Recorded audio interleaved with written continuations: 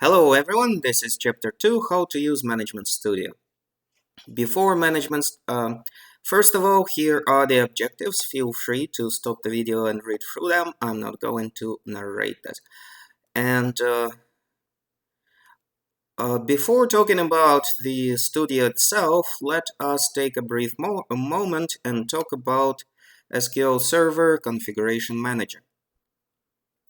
Now, by default, SQL Server SQL Express in our case is running as soon as you start Windows. If you like to change that, feel free to play around with Windows startup programs and try to reconfigure it.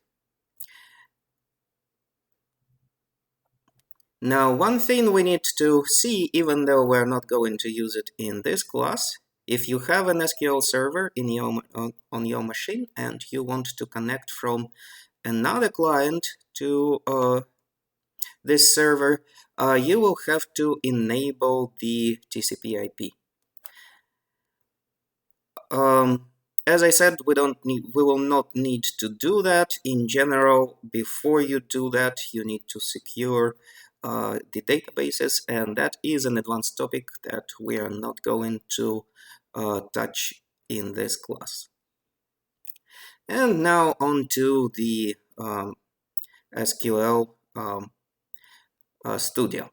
First of all, when the Studio runs, you will be asked to connect to the server, and you can use the default Windows authentication.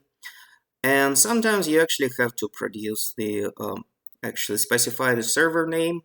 In our case, everything is local, and then you will need to produce the login and password. All right. So at this point, I would want to switch to Studio. One small remark there.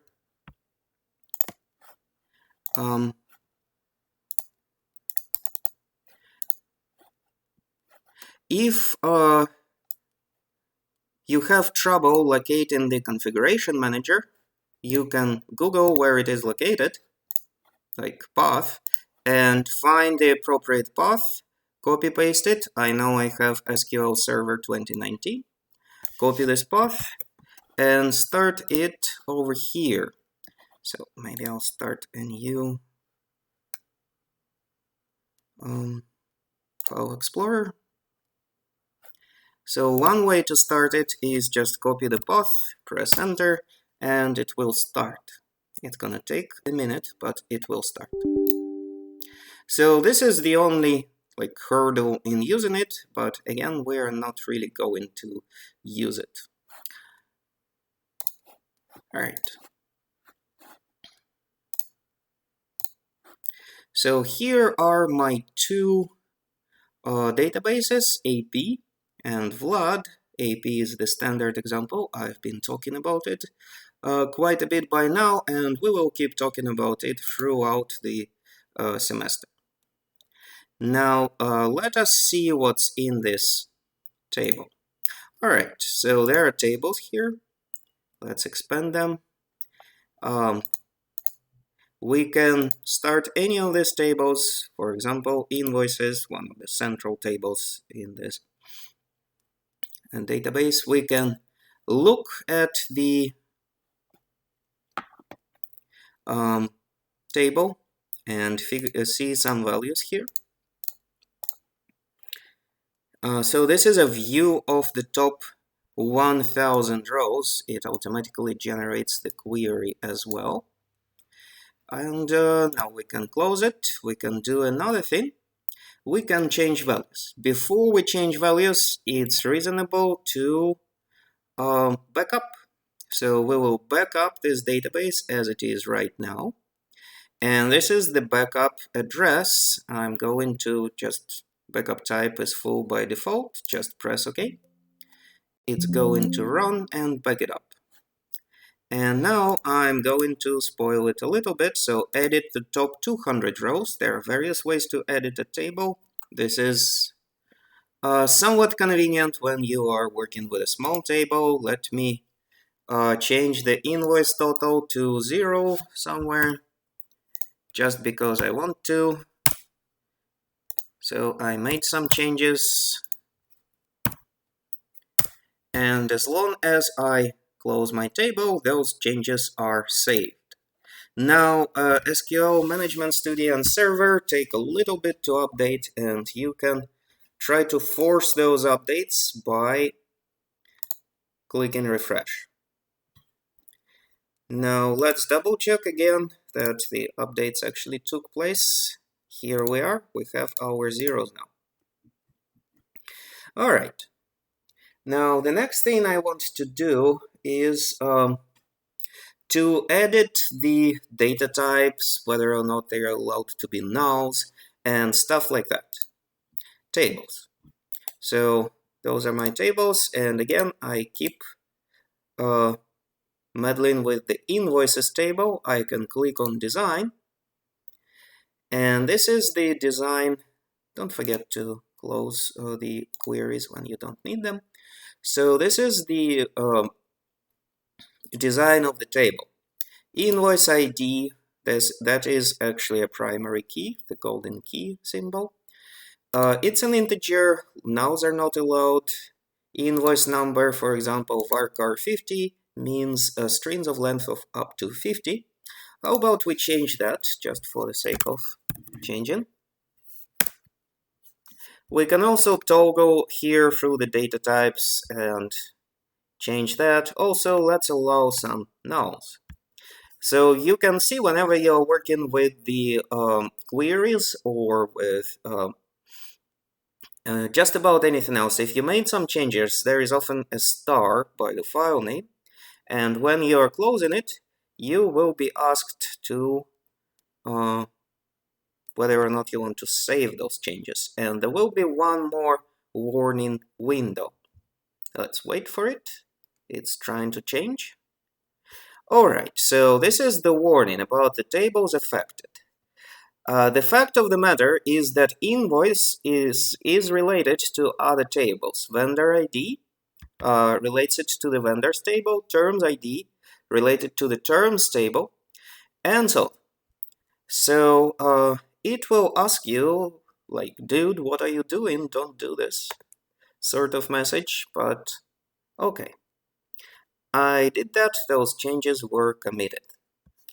If I wanted for any reason to now delete this table, I will not be able to do it because it is related to other tables. So now I want to delete this object. Most likely it's gonna be kicking and screaming and producing error message. I mean, in all likelihood it will, because it's related to other tables. And here is a reason for it. Feel free to stop the video and read into this, and maybe even Google this kind of errors. Later we will talk more about what is foreign key constraint, but you cannot just randomly delete any table you want.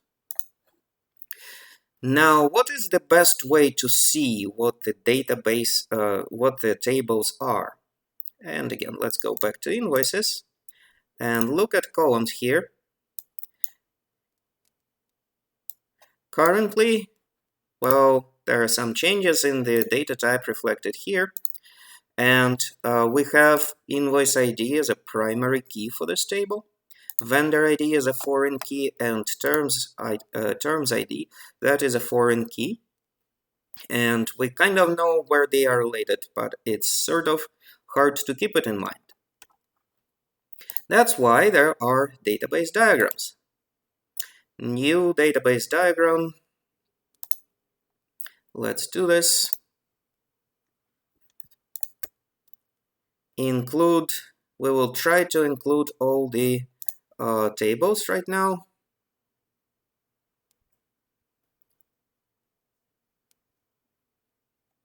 While it's loading, I'm going to see what else do I need to do. Close. Now here we can see the logical schema of the table. There are two tables, we have the table columns listed here, and those are not related to anything. And the rest of the tables are actually related to each other, and we will spend some time understanding and thinking those relations throughout the class. In the end of the class, you will be able and expected to create a database like this. Now, let's start from invoices. Invoice ID is a primary key, as we were saying earlier, and vendor ID is a foreign key. There is a one-to-many connection. Notice the golden key. It's a connection between a primary key, and infinity stands for many, not really infinity. And different systems, different visualizations will have slightly different notation for it, but you can always identify one-to-many relationships, or for that matter, one-to-one relationships. So what does this mean? For every invoice, there is only one vendor, but one vendor has many invoices potentially. Not necessarily, but potentially. So that is the meaning of this relationship, and it's called relationship FK invoices vendors. We'll come back to this later. It's a relationship between vendors and invoices. And you can study all the relationships in this table. It seems that all of them are one-to-many, and the one side is always the primary key. All right, so how about we close this without saving, or we could save it. In this case, I don't want to save it. And we will try to delete one of the unassociated tables. That should be done, no problem. And we should be able to delete it and probably refresh tables to make sure it actually is deleted. It takes a while for the SQL Server to update, so it may be that while trying to create another database diagram, the option to include the table that was deleted is still there. So I'm not going to do it right away, but soon enough it should reflect the changes, and using the refresh should help with that, to see the changes sooner. So don't totally panic when you are, if you see something that you deleted for a bit. Now, there is a way to detach and attach a database. If you are not going to use it anytime soon, you can go to tasks and detach. And this database will be detached. You will need to select drop the existing connections and update the statistics. I think update statistics is not necessary, but nice. And we detached it. Now the database is still there. I can attach it back. If now I want to work with it, I can go back and detach it. Now add and see where it sends us. This is the default folder for all the data. And here is my AP database. I'm going to attach it. The database is saved into two files. One is the main data file and the other is log data file. Here we are. So it is attached again. Now let's look at properties, and there should be another way to see the address and the files involved. There are two files here, as I was saying, and if you like to see them, you can copy-paste the address, and I will start a new file explorer for it. No, I'm gonna paste it here. So this is my AP MDF primary data file, and this is the log file. if you are downloading data from internet, there is often no log file, and it's completely fine. If there is no log file, you can still attach it, but the process of attaching would include dropping the option for a log file, which is not there. So maybe I will detach it again for the sake of showing that part. Don't forget to drop connections, and now I'm attaching, choosing a database, and whenever the log file is not present, that's not the deal breaker. In case it's not present, there will be an automatic error message over here, and you'll have to remove the AP log, the LDF file, .ldf file, from this database details. Click remove, it will be removed, and if you only had APMDF, you could still attach it. Now, this is not completely true. If you are downloading a database from some online source, you might have to meddle with security and permissions, and in Windows, in the location where your database is, you might have to go to Properties, Security, and Advanced,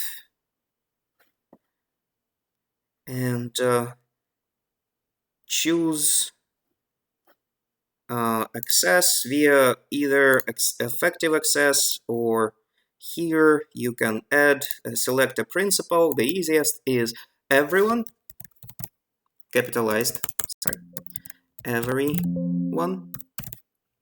So you can add everyone and then select full access for everyone. That usually, once it updates and the update go through, that usually allows you to open the database. You would have to do the same thing in case log file is present.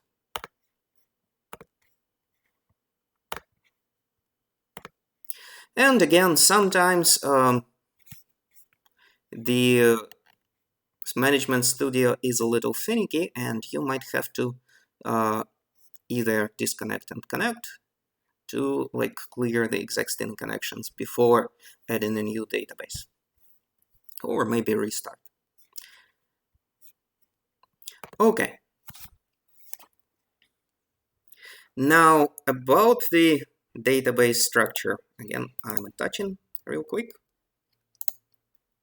About the database structure, there is a logical schema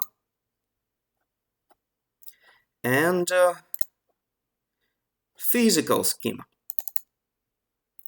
Now, the logical schema is kind of the idea of database and relations that are in here. All right, so new database diagram. I think I deleted the invoice archive, and it might tell me that it does not exist. I'm adding all the other ones. Might take a while. All right, close. So the logical schema is the schema that I explained about one-to-many relationships, about each table, the data types that each table has, and you may double check the data types over here by opening columns or by opening design for the table. So this is one clear way to see it and also to edit it. All right, and also there is a physical schema. Now, physical schema is an object that contains all the database objects in SQL Server. And the default schema that holds the databases is DBO. We are not going to change it within this class, and there are various schemas that you can use to help control the access or secure your database a little better. It's a part of the advanced SQL part of the book that we will partly not cover. So this part exists in the book, but will not cover that. Feel free to read it.